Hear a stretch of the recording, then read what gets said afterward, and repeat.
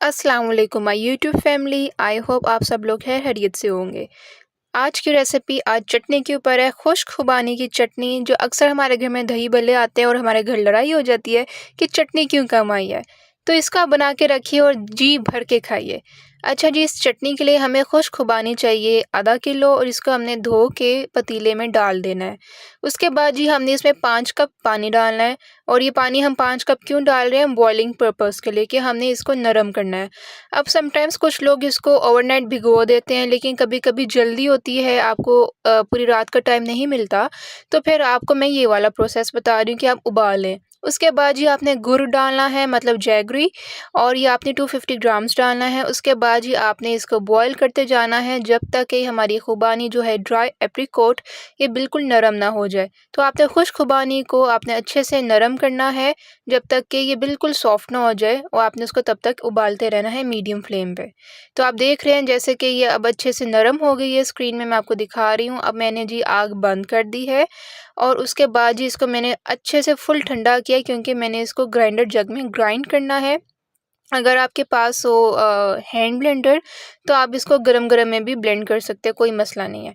अच्छा जी, मैंने जग में डाल दिया है, इसको मैंने अब ग्राइंड करना है। इस स्टेज में मैं थोड़ा मज़ीद और पानी डालूँगी 3 कप जितना, ताकि ये आराम से मज़ीद अच्छे से ग्राइंड हो जाए, ठीक है? जैसे मैंने आपको अभी डाल के दिखाया है। अब जी ये आ गया हमारा पेस्ट। अच्छा जी, अब मैंने यहाँ पे आपको बताना है, ये आपकी मर्ज़ी है कि आपने इसको पल्पी फॉर्म में रखना है, लाइक धरधरा, या आपने बिल्कुल इसको लई या पेस्ट फॉर्म में बनाना है, ये आपके ऊपर है। आपने इसको कितना ग्राइंड करना है वो आपके ऊपर है। मैंने इसको थोड़ा धरधरा रखा था, मैंने बिल्कुल इसको पेस्ट फॉर्म में नहीं बनाया। अगर आप बनाना चाहते हैं तो आप बना सकते हैं। अच्छा जी, इस स्टेज में अब हमने डाल देनी है चीनी 1 कप, और उसके बाद हमने डाल देना है सॉल्ट। गुड़ और चीनी का एक साथ जब मिलाप होता है तो बड़ा मज़े का एक टेस्ट आता है चटनी में। अगर आप हाली चीनी भी इस्तेमाल करना चाहते हैं तो आप कर सकते हैं। तो आप चीनी की क्वांटिटी थोड़ी-सी बढ़ा देंगे।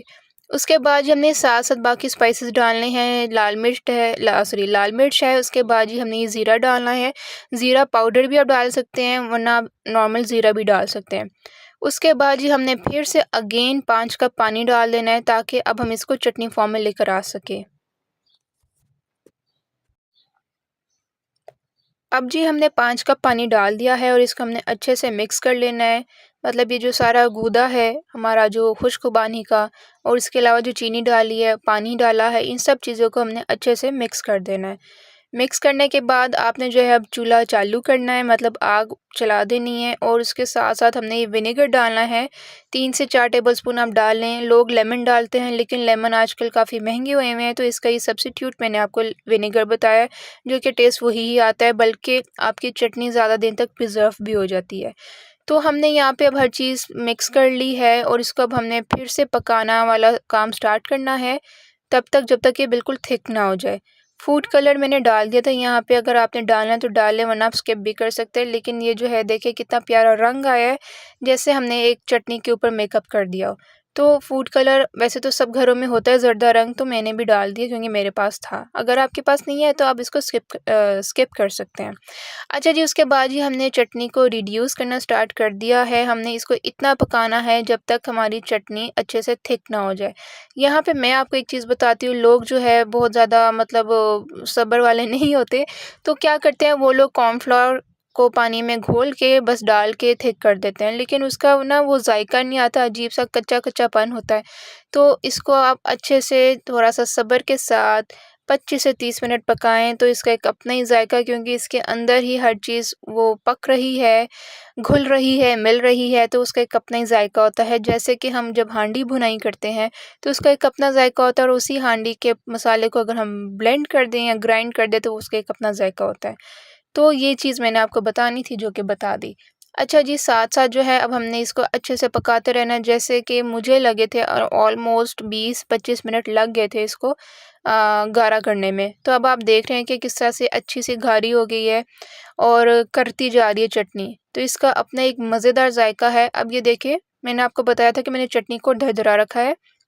आप चाहते हैं तो आप इसको बिल्कुल पेस्ट फॉर्म में कर सकते हैं। तो ये मैंने 9 से 8 घंटे इसको अच्छे से ठंडा किया, उसके बाद जो है ये बिल्कुल रेडी हो गई है मज़ेदार सी चटनी एंजॉय करने के लिए किसी भी चीज़ के साथ। चाहे आपके घर भल्ले आएँ, पकौड़े आएँ, चटनी आए, वो सॉरी समोसे आएँ, कुछ भी आए, आप आराम से इसको खुला-खुला खा सकते हैं। क्योंकि भल्ले वाले क्या करते हैं, वो ना ये वाली चटनी बहुत कम देते हैं, तो बड़ी लड़ाई होती है। आई होप आज की आपको रेसिपी बहुत पसंद आई होगी और मैंने बहुत ही टिप्स एंड ट्रिक्स के साथ आपको सारी चीज़ें बताई। मेरे चैनल को लाइक, सब्सक्राइब एंड शेयर कीजिए। इंशाल्लाह आपसे नेक्स्ट रेसिपी पे मुलाकात होती है। अल्लाह हाफ़िज़।